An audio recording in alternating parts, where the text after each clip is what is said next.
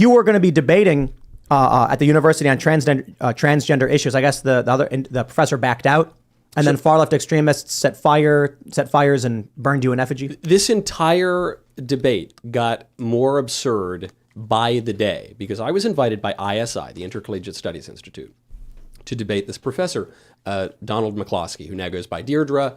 He has transitioned. This is a very respected professor. This guy has 3 degrees from Harvard. He's got half a dozen honorary doctorates. He's got 24 academic publications.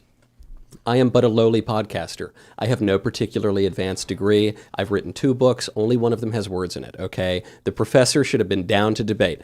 The professor didn't like me from the beginning, especially because of my CPAC speech, called me a fascist, called me an anti-Jesus Catholic. What?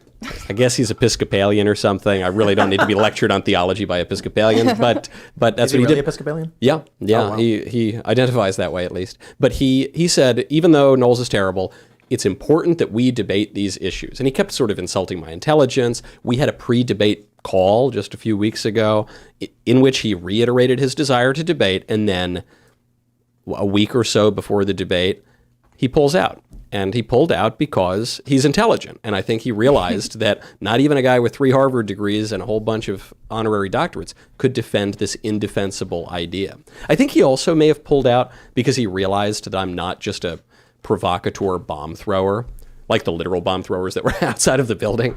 I think he just realized I'm kind of relatively polite and we were just going to debate these issues. He couldn't do it. And so Brad Palumbo, the libertarian-leaning I guess he would call himself a conservative, but he's a very left on LGBT issues. He filled in, and I give him a lot of credit for pinch hitting and allowing this debate to go on. But even with Brad, who's relatively moderate on these issues, relatively to today, where we're chopping off little kids' genitals, the protesters were just absolutely nuts, and they did everything they could to shut it down. They tried to burn me in effigy. They did burn you. Well, I guess they did burn me in effigy, but here I am, baby. I'm not burned at all. What was it you said before that angered these people? That with transgenderism needed to be eradicated? The concept of transgenderism? That's right. I probably haven't been on the show since the CPAC speech. Yeah, I said, I've now memorized this quote because it's come up in the news so much. For the good of society, and especially for the good of the poor people who've fallen prey to this confusion, transgenderism must be eradicated from public life, the whole preposterous ideology, at every level. So how do you... But let's clarify that. You were literally talking about gender ideology. You weren't talking about people. Oh, of course, it's an ism, first of all, refers to a set of beliefs. And then, lest there be any confusion, I clarified in the parenthetical immediately. I said it's a preposterous ideology.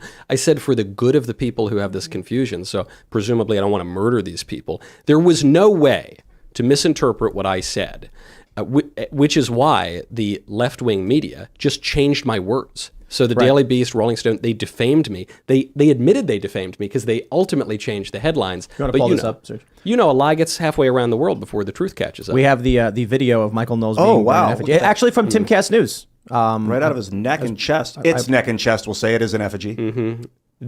And so I just stash, yeah. Right. I just look at this kind of stuff and I wonder, is the intention here to intimidate? Because the answer is simply put, yes. Or black magic, yeah, who knows? Black magic. Also to intimidate my soul. But you're using a very specific word there, Tim. Why would you use that word? Because we got a story earlier that in Charlottesville, they're indicting the Tiki Torch marchers. And they say it's because they burned something with the intent to intimidate. And it's like, dude, come on. We know what that bill is supposed to be, the law is supposed to be about. It's supposed to be about like someone putting a cross in your yard and setting on a fire, not walking down the sidewalk, saying a cigarette. Yeah, exactly. Saying dumb things, holding a tiki torch, which keeps mosquitoes away. And here's the thing, right? I hold that group in a similar disdain to as I hold these groups. Both are entitled to their free speech.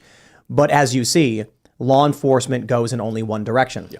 I mean, it's kind of a weird thing because they're identitarians, the same as the white nationalists, but for like a different race. So I actually don't view their ideologies as different for the most part. You know, it's kind of weird. Well, nobody is intimidated by either these people burning you in effigy because they look ridiculous, and nobody was intimidated realistically by the Tiki Torch marchers in Charlottesville wearing white polo shirts. And I will say, when they were throwing explosives at the wall, that I didn't feel worried because, again, we take security very seriously.